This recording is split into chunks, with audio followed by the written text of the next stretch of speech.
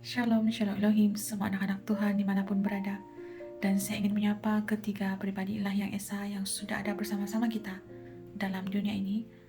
Salam hormat, salam kasih buat Roh Bapa Surgawi dalam diri Pak Eman Lahagu, Roh Tuhan Yesus Kristus dalam Pak Ditya Nugrahanto, dan Roh Kudus Roh Kebenaran dalam mempelai ilahi yang terpilih terkeselan hatinya, Sang Ratu Adil, Malaikat Mary, Malaikat Perkasa di Kitab Wahyu 10, yaitu Ibu V. Hamdani. Salam kasih dan salam hormat, dan juga Shalom Elohim untuk semua para malaikat Tuhan, orang-orang kudus Tuhan, mempelai-mempelainya, para saksi syurgawinya, yang giat bersaksi bagi hormat kemuliaan nama Tuhan di akhir zaman ini. Salam perjuangan buat kita semuanya. Amin. Saudara terkasih dalam Kristus, hari ini saya mau kongsikan kepada kita semua satu rema firman Tuhan yang diberikan pada saya pada saat saya bertanya pada Tuhan, Tuhan apa rema yang kau berikan pada saya pada hari ini. Nah, ketika saya bertanya itu, dia memberikan satu rema dalam hati saya, yaitu ketaatan hati. Namun sebelum itu, saya mau kongsikan kebenaran firman Tuhan. Kiranya firman Tuhan ini menjadi sumber kekuatan kita dan renungan kita bersama-sama. Dalam Matius 22 ayat 37 hingga 39. Demikianlah firman Tuhan dalam nama Tuhan Yesus. Jawab Yesus kepadanya, "Kasihilah Tuhan Allahmu dengan segenap hatimu dan segenap jiwamu dan dengan segenap akal budimu. Itulah hukum yang terutama dan yang pertama. Dan hukum yang kedua, yang sama dengan itu ialah kasihilah sesamamu manusia seperti dirimu sendiri." Demikianlah firman Tuhan, ya dan amin. Terpujilah Tuhan Yesus Kristus, firman Allah yang hidup dan berkuasa. Amin. Nah, saat saya merenungkan firman Tuhan ini dan rema yang Tuhan letakkan dalam hati saya, itu ketaatan hati, saya teringat akan pribadi Tuhan Yesus Kristus. Dialah ikon terbaik yang dapat kita contohi sebagai hamba Tuhan yang setia, yang benar, yang taat akan perintah-perintah Allah. Saya merenung apa yang telah Tuhan Yesus lakukan 2000 tahun yang lalu, dan hingga saat ini ketika ia datang kembali dalam wadah Pak Ditya Nugrahanto, inkarnasinya di zaman Omega. Saya merenung apa yang dilakukan itu. Semua itu adalah ketaatan hati.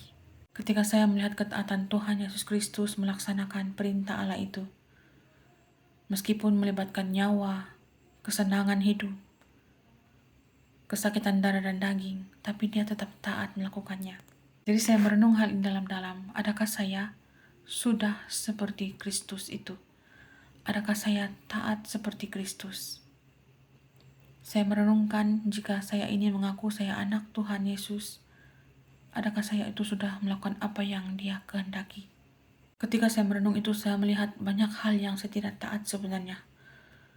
Karena saya sadar saya ini manusia berdosa yang masih terikat dengan darah dan daging. Ada banyak hal yang saya tidak dapat lakukan. Nah, ketika menyadari hal seperti ini, saya minta Roh Kudus, minta ubah hati saya hari demi hari. Minta kekuatan daripada Tuhan agar saya menjadi pribadi itu, pribadi yang memiliki ketaatan kepada Tuhan. Dan saya merenungkan apakah yang menghalang ketaatan saya itu untuk saya taat dengan perintah Tuhan, apa yang Tuhan mau saya lakukan dalam hidup ini. Jujur saya katakan saudara, ketika Tuhan memanggil saya untuk kembali bertobat, banyak hal yang Tuhan ubah dalam hidup saya, baik itu pola tidur, hubungan, pergaulan, dan juga apa yang saya dahulu sudah terbiasa buat, saya tidak lagi dapat lakukan. Tapi semua itu sebenarnya untuk membentuk karakter kita masing-masing agar menjadi sama seperti Kristus, Bapa kita, Pencipta kita. Nah, ketika saya merenungkan apa yang menghalang saya melakukan ketaatan itu ialah kedagingan saya, keinginan hati saya yang mau untuk terus menikmati kesenangan dunia ini.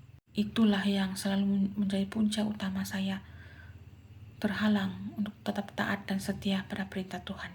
Ketika kita mengikuti Tuhan Yesus Kristus, hal yang kita perlu lakukan pertama ialah taat dan setia.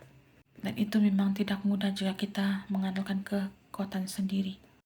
Karena saya juga melalui ketika Tuhan memanggil saya bertobat, Dia memberikan saya peluang untuk bertobat.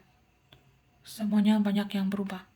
Dulu tidur mungkin 8-6 jam, tapi sekarang tidur setiap hari itu 3-4 jam atau paling kurang 1 jam.